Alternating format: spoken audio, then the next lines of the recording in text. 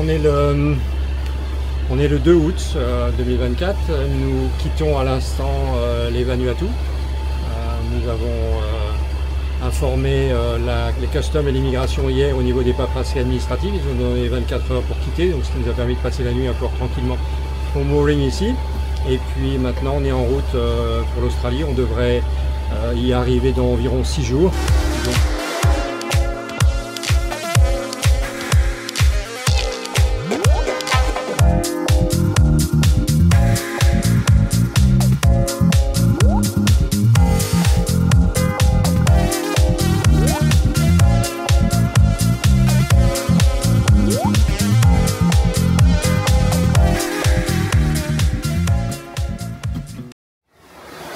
ça fait maintenant quelques heures qu'on a quitté les Vanuatu. On est toujours dans la première journée de navigation. Mais déjà, Nick a réussi à pêcher un mahi-mahi. Et vous allez voir la photo du poisson. Et maintenant, évidemment, il est déjà prêt à être mangé en sushi. Nous, on continue notre route. On a mis les voiles en opposition au papillon. On a la grande voile d'un côté et puis le Genoa de l'autre. On avance à peu près à 7 nœuds. C'est pas tout à fait l'angle de vent qu'on avait dans les prévisions, mais on avance bien.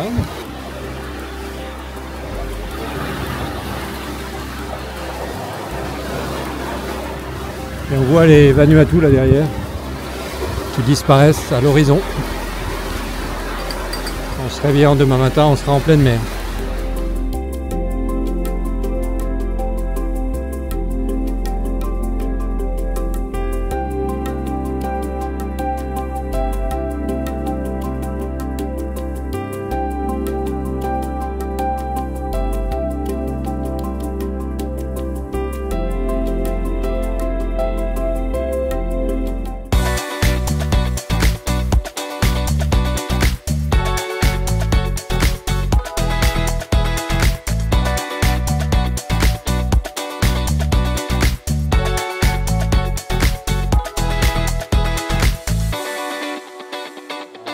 La météo, comme d'habitude, on l'a vérifié avec PredictWind.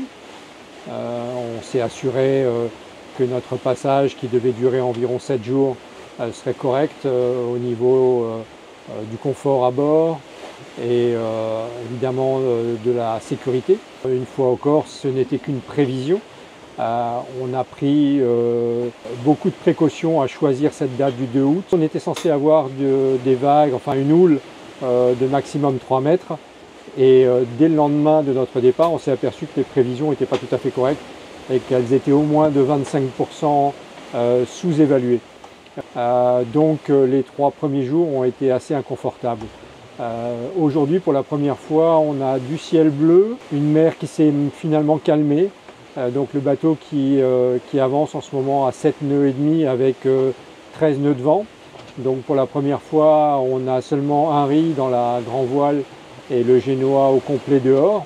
On a bien fait de préparer à l'avance ces conditions supérieures aux prévisions. À chaque fois qu'on pensait qu'un riz suffisait, on en mettait 2. À chaque fois que 3 tours dans le Genoa suffisaient, on en mettait 6.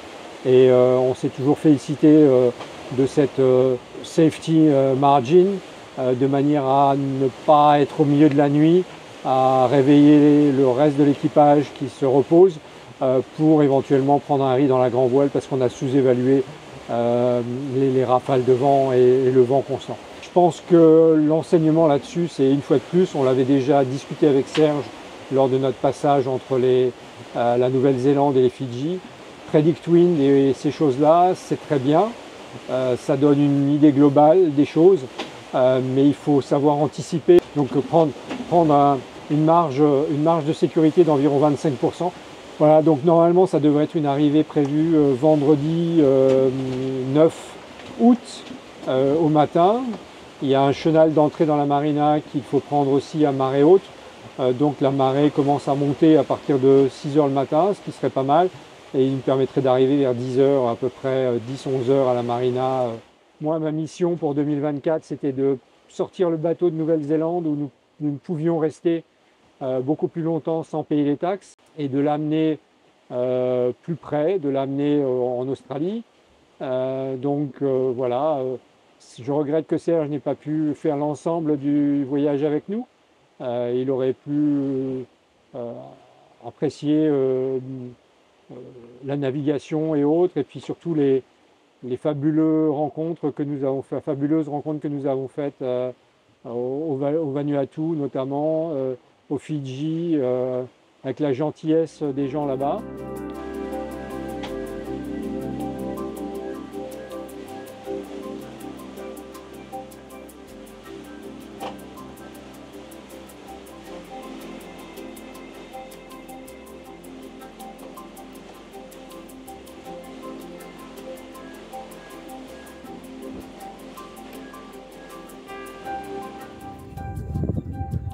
On est le 10 août.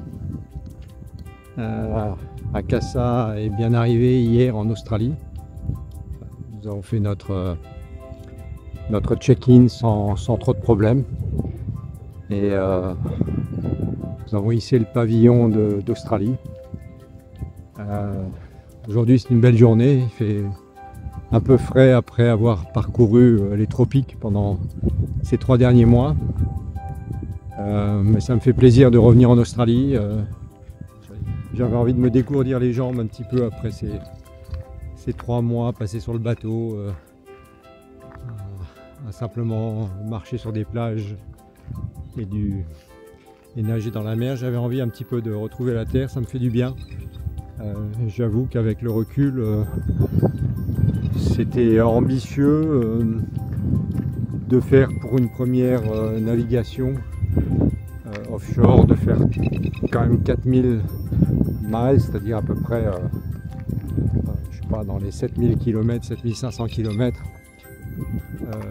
avec des traversées en plein océan entre la Nouvelle-Zélande, les Fidji, entre les Fidji et les Vanuatu, et puis enfin entre les Vanuatu et l'Australie. Ça nous a quand même pris en total à peu près 21 jours, toutes ces traversées. Donc 21 jours en haute mer, c'est quand même un challenge, c'est quand même quelque chose qui n'est pas facile. Il faut être préparé, il faut que le bateau soit bien préparé. Je vais encore amener le bateau un peu plus au sud. Ici je suis à Bundaberg Marina, où on a fait notre arrivée. On va descendre vers Brisbane dans la semaine qui vient. Je pense que vendredi de la semaine prochaine on sera arrivé, on aura commencé à préparer le bateau pour son hivernage. Et je vais bientôt rentrer en Thaïlande.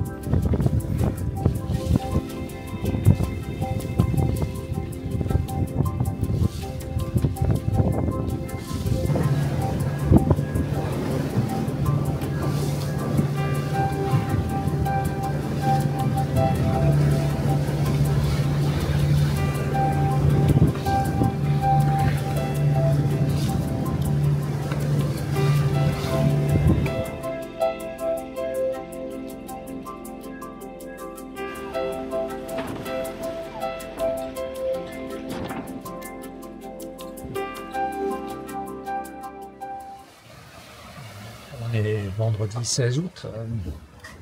C'est le dernier jour à bord d'Akasa avant qu'on arrive à la marina de Scarborough, à Brisbane. Et c'est vraiment une super journée. On a commencé par le passage de la barre qui était un peu difficile.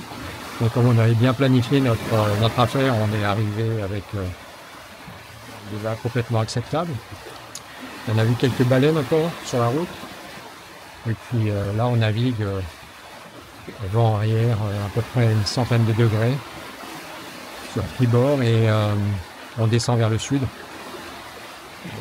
vers Brisbane, avec une mer vraiment magnifique. Des conditions idéales pour la voile.